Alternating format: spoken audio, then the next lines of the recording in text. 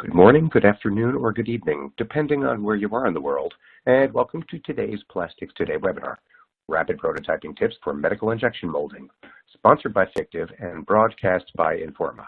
I'm Bob Sperber, and I'll be your moderator today. We have just a few announcements before we begin. This webinar is designed to be interactive. The dock of widgets at the bottom of your screen will allow you to learn about today's speaker, download resources, share this webinar via social media outlets, and participate in the Q&A session that takes place at the end of the presentation. The slides will advance automatically throughout the event. Toward the end of our webinar, we will ask you to complete a survey found on the right-hand side of your screen. Please take a minute to fill it out before leaving us today, as your feedback will provide us with valuable information on how we can improve future events. Lastly, if you are experiencing any technical problems, please click the Help widget found at the bottom of your screen, or type your issue into the Q&A area, and we will be glad to offer one-on-one assistance. Now on to the presentation. Rapid Prototyping Tips for Medical Injection Molding.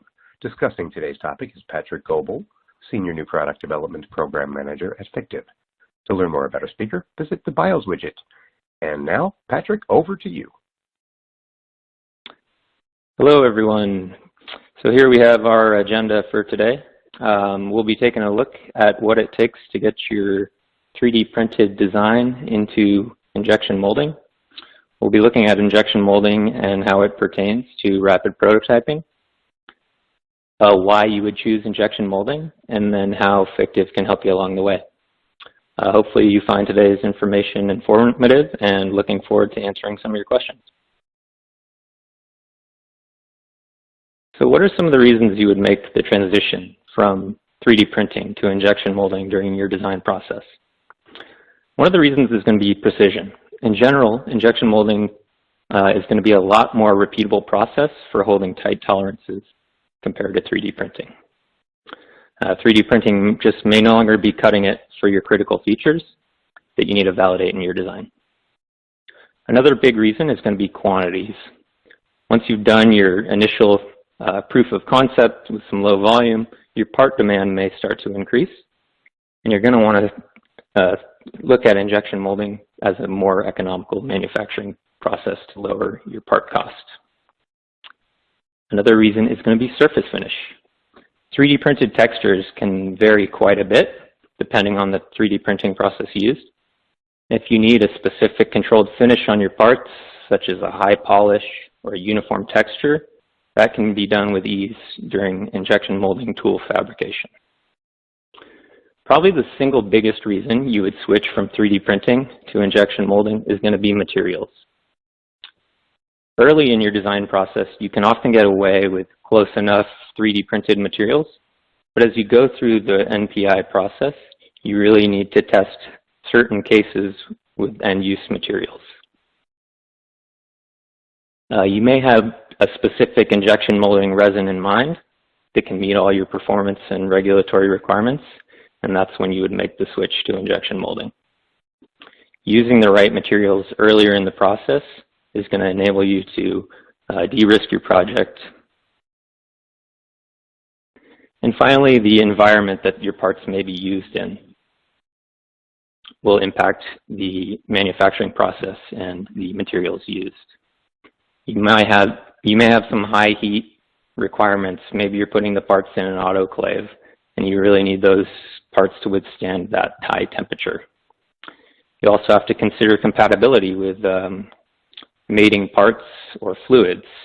You might be using these parts with an adhesive, or maybe there's some exposure to oils.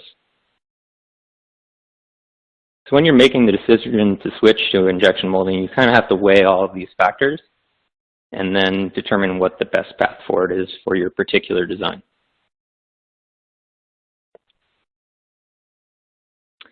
Now we'll take a look at some of the requirements needed to speed up with injection molding prototyping.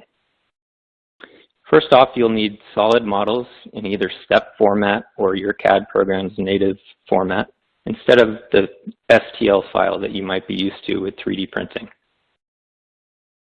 You'll want to find a partner that can not only provide you with a quote fast, but also turn around DFM, or design for manufacturer feedback, quickly. Obtaining a quote quickly can be relatively simple. There's lots of people out there that do that. But finding a partner that can work with you on DFM is critical. DFM is often time-consuming with lots of back and forth, so you should be ready to quickly implement DFM changes to keep your project moving along. Another consideration is going to be the type of material that your tool is made out of. The two big categories are going to be steel versus aluminum, and they offer different flexibility and longevity. Aluminum tooling can typically be lower cost and faster to produce, but it's going to have a more limited life, typically up to 10,000 shots or parts produced. It's not always going to be appropriate for high complexity part designs. Steel tooling is going to be more expensive, and it's going to take a little bit longer to produce. Steel tooling is going to be more durable due to the nature of the material, and you're going to be able to produce anywhere from tens of thousands of parts all the way up into the millions, depending on the steel used and the hardening processes. It's well suited for high complexity parts, and steel tools are going to have a wider range of surface finishes that you'll be able to apply. Steel tools are also going to hold up well to design changes, where you can easily make both tool safe and non-tool safe changes because the material can be easily welded and remachined. Ultimately, the part design is going to determine what the best tooling material for your project is. A typical lead time for a prototype injection molding project is going to be around 10 days to produce T1 samples for smaller parts, and then as the part size and complexity increases, the lead time will as well.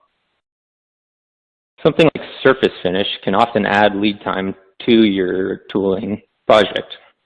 Polishing, for example, is often done by hand, and that can add 2 to 3 days if you have a high polish on your tool. So consider things like that when you're looking at the timeline for your project. You're going to want to find a partner that is capable of making quick tooling changes. When you're going through your design process, you may get your T1 samples, and you're going to want to quickly be able to iterate and make changes. A typical tool change should be anywhere from 3 to 5 days for a tool safe change, and then 5 to 10 days for ones that require welding and remachining of the tool. Interchangeable inserts are also a good option so that you can run similar parts in one tool. You can have different inserts in different areas of the tool, and this will allow you to run those different configurations. I've worked on a number of projects where we use different diameter insert pins run in the same tool to produce parts with different features. This will cut down on cost and lead time, as you can run multiple samples with different configurations in the same tooling setup.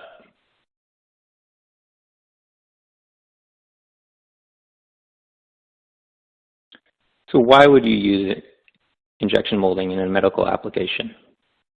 We've touched on a lot of these reasons already, but oftentimes medical applications will have parts with tight tolerances that require precision manufacturing.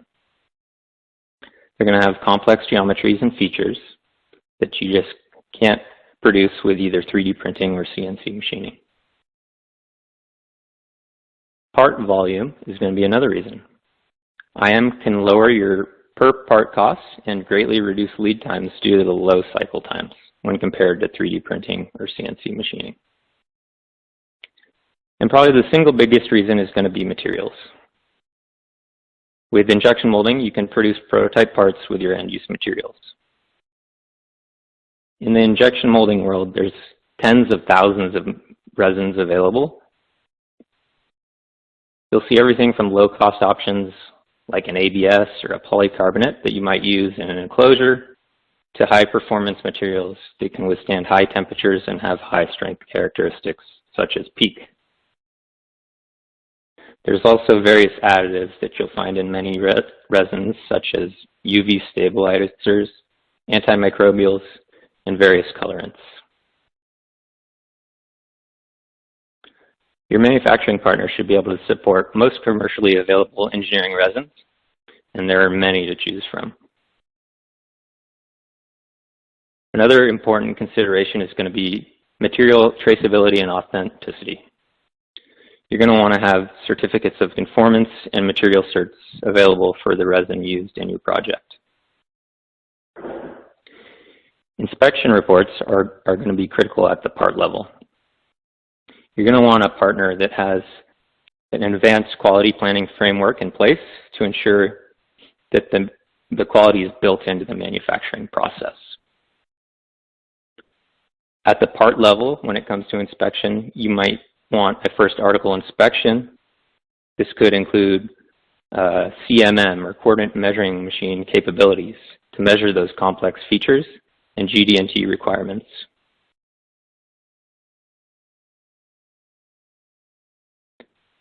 So how can Fictiv help make your injection molding project easier? We like to work with our customers to find the best tooling solution for their injection molding project. We can accommodate a lot of technical requirements, some of them being low or no draft angles. If you have a critical surface that you're not able to add a draft angle to, we can work with you to build the tool in a way to meet your requirements. We can handle those complex parting lines and undercut. If you have cores, side actions, and bump offs, those are no problem for us. Another quick way to reduce your part cost and lead time is something called a hand load. I've worked on a number of projects where we have hand loads in the tooling, and that's a simple machined component that goes in the tool and is removed by hand. It's not great for high volume manufacturing, but when you're producing prototype parts and you need something quick and fast, it's a great option. We work with all our customers to provide guided expertise, and it's one of the pillars of our company. We'll work with you early in a project to provide DFM to ensure the parts meet your needs. We have in-house injection molding expertise with decades of experience on our sales and operations teams. By working with our sales teams, you'll be provided DFM early in a project, which speeds up the whole end-to-end process. We touched on some of the things that drive speed, and DFM is critical to that. We'll provide options that lower your part and tooling costs, such as family tooling, interchangeable inserts, and quality is always paramount with our projects. We'll provide things like certificates of conformance and material certs as a standard offering. We're not going to ask you to change your design to build the tool unless it's absolutely necessary. We can accommodate those complex geometries, those tight tolerances. Ultimately, everything we've talked about above is going to provide you with a better outcome and help you bring your product to market more quickly.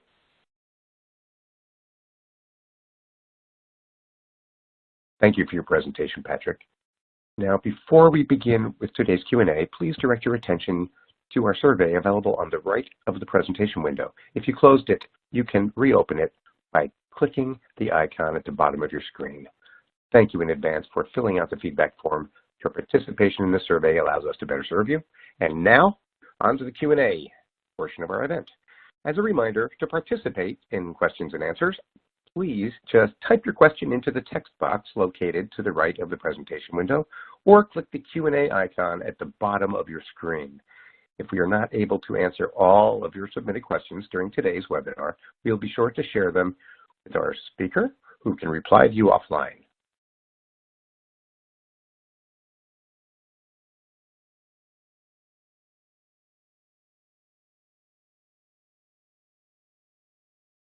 Get your questions on in, everyone, and we're starting. The first one is, what design questions should I be asking an injection molding partner during the DFM process? Yeah, so there's a number of questions, and a lot of them we covered today already. But I'd say some of the questions you're going to want to ask are going to help you understand what manufacturing partners' capabilities are. So you should be asking things around tolerances. What are their standards? Is it like a SPI standard? How does that relate to your product design, and is that going to meet your needs? Or do you need to have a more detailed conversation around specific tolerances in your print? You're going to want to ask questions around finish, whether they meet standards there or they have their own standards, how a manufacturing partner handles design changes, because those are fairly common in the prototyping phases of an injection molding project. You want a partner that's going to be reactive and able to quickly turn those around. And then you're also just going to want to understand how they handle more general injection molding topics, such as draft, sink, warp, and the risks associated with those as you build an injection molding tool. Yeah. Very good. Let's go on to our next question. Does Fictiv focus on medical applications only? So that would be more of your expertise versus consumer products, for instance. Definitely not only medical applications. We service a wide range of customers, so everything from automotive to consumer, construction, pretty much any industry we would have customers in that area. Medical is one of the more tricky ones, so it's a good topic to cover that'll go pretty in detail around some of the most stringent requirements you'd see with injection molding projects. Yeah, just to back you up on that, that's absolutely true according to your website, which includes robotics, automotive, consumer products as a main focus, aerospace, and of course medical. So I'll move on to the next question. Trying to do my homework. So, in addition to your capabilities, do you have the 3D option? Yeah, so I assume that's 3D printing. So certainly we have a 3D printing offering, and there's a number of different 3D printing technologies out there that vary in their kind of abilities to hit your requirements. So you could start with like a simple FDM 3D print for your proof of concept, and then maybe you graduate to an SLS or an MJF process, get more higher quality parts before you make the transition into injection molding. So that's certainly something that we offer as well. Mm-hmm.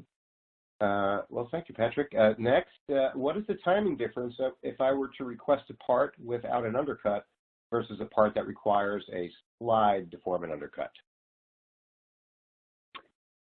Yeah, so that really depends on the design. There's a couple different ways to handle undercuts. A larger undercut is potentially going to need a slide, as you allude to, but smaller undercuts can be handled with things like lifters. Sometimes you can get away with a bump off or a collapsible core. So there's a lot of factors that would go into how a tool is designed or fabricated, and it really comes down to the part level requirements. And that's where front loading those conversations, getting through those DFM topics early in the process can save you a lot of time. If you are trying to kick off a project and you have to get through the DFM after you thought the time was already ticking, you can waste a lot of time.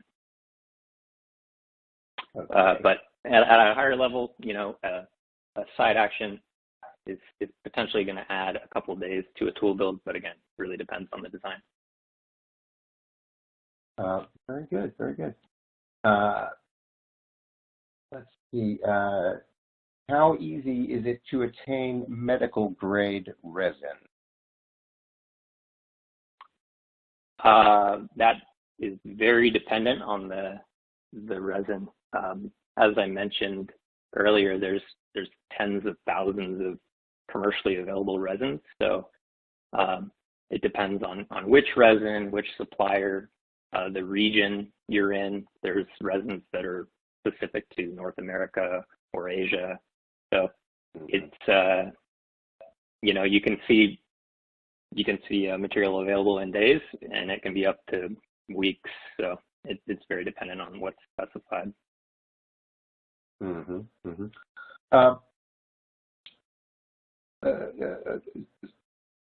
is there any guideline for achievable tolerance in injection molding, like a standard? Yeah, so SPI, Society of Plastics Industry, has some standards that most North American and then a lot of kind of worldwide partners will follow. That's what Fictiv maps to, SPI commercial grade standard, which the tolerances are dependent on the feature size and type. But they also offer a precision grade, which is more common for some of the medical applications where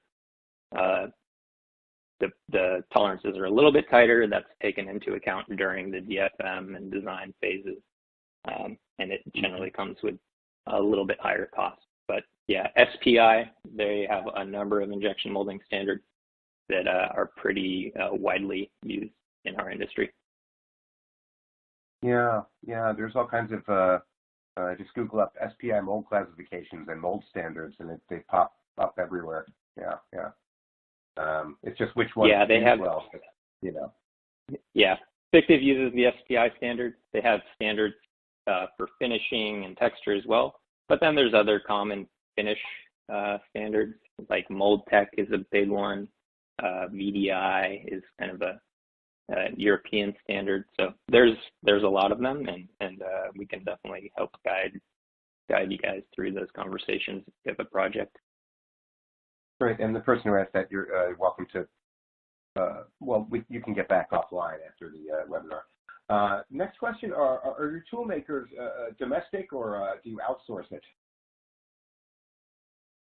So we have manufacturing partners both domestically in the U.S. and overseas, so we have both options.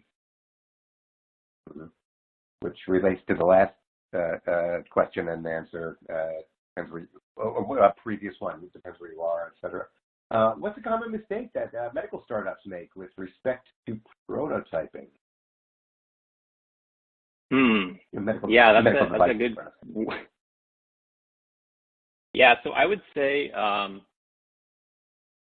the biggest mistake is going to be moving too slowly when it comes to any startup, right? Time is money, so moving quickly through your design iteration process is going to be key.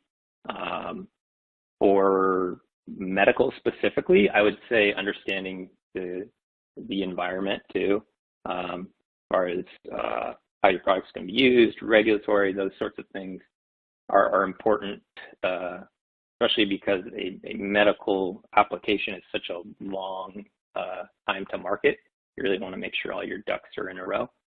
But depending on the phase you're in, speed is always going to be, I'd say, the most critical. So pulling all the different levers there is critical to success in getting your product to market. Thanks. And right before I ask the next one, I'll mention that there's still time to get some questions in. We've got some lined up, but we may be able to get to some more. Okay, and if you just type it into the Q&A box, I think you folks know how to do this. Since you were talking about materials a minute ago, let's go back to one question about what kind of medical materials do you work with? Yeah, so pretty much any commercially available resin is something that we will work with. And again, those can be regional. They can be specific to UL or other requirements. And then one of the other things that we'll often need to provide to our customers are things like certificates of conformance and material certifications, which are big considerations in the medical world. But really, all industries, it's important to know what material is going into your product for a variety of reasons. And then some of the other materials we'll commonly use are these engineered resins that can meet the different rigorous requirements of our customers' products. So things like PEEK or PEI that are very high temperature, our materials will commonly work with. Thanks. Boy, this one is a really interesting one because you try to handle all iterations before you ever get into the real world. You know, you go virtual, but then here's the question: how long does it take to implement engineering changes after samples are reviewed? Yeah, so that's definitely an important piece of the product development process. You want to be able to quickly implement design changes. So here at Fictiv, we can generally turn around a quote and a new DFM kind of packet between 1 and 2 days, depending on the complexity of the changes. And then a simple tool change that's what we like to call tool safe, where you're removing material from the tool and growing the part, can take 3 to 5 days. And then some of the more complex tool changes where you're needing to potentially weld the tool, so your parts may be shrinking or features are changing significantly. That may take more along the lines of 1 to 2 weeks. But that's something we have a lot of experience with. I know a lot of people can't accommodate a non-tool safe change, but that's something that we do all the time. I'd say when you're considering tool changes in general, it's really important that you are on the same page with your partner on the design intent. And that's something we're big on, is working with our customers early in the process so we understand their project goals. With that knowledge, you're able to design the tool to be more flexible. So you can have those changes or those different scenarios in mind during the tool design phase. And you can put in things like inserts if you know an area is risky or subject to change. If you want to run 2 materials with different properties, you can maybe find some middle ground and build your tool that can accommodate the shrink rates of both of those materials. So there's a lot of context that's pretty important to have when you're designing a tool. Mm-hmm. That's a pretty good detailed answer, considering there's so many questions. The answer is it depends, right? So, okay. Yeah. Here's the next one. Is for these 10 days to T1, I guess that you referenced. Is the tool made of steel or aluminum? And secondly, is this only realistic for simpler parts? So we have worked on a number of projects where we turned around tools in 10 days that are both steel and aluminum. Typically for North America, it's going to be aluminum. For our overseas offering, we can turn a tool in 10 days that's steel, and that's very common. The tool makers overseas in our network are very capable and fast. And then, is this realistic for only simpler parts? I would say no, because if you have the right partners with the process in place, once the setup and tool design is complete, things move pretty quickly. I think we just had a project where we turned around what I would call a large part. I think it was 18 inches in length by 8 with inserts in 9 days. So it really just depends on the part design and a number of factors.